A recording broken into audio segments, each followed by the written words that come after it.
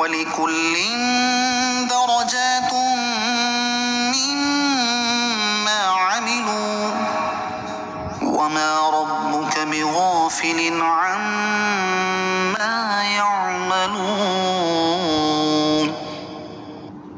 اور ہر ایک کے لیے ان کے اعمال سے درجات ہیں، اور تیرا رب ان کے اعمال سے بے خبر نہیں۔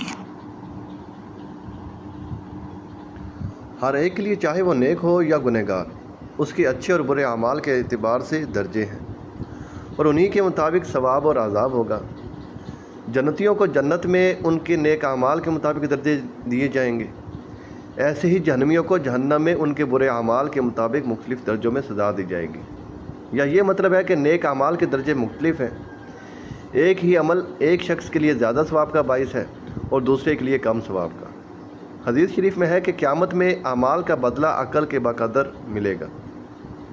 لہذا اس آیت سے ہزارہ مسائل مستنبط ہو سکتے ہیں۔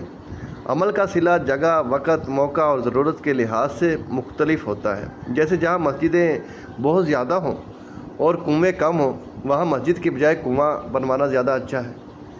اس آیت سے علماء نے یہ بھی استدلال کیا ہے کہ جنات بھی جنت میں جائیں گے، کیونکہ یہاں سب کے لیے درجات فرمایا گیا ہے اور کل میں جنات بھی داخل ہیں۔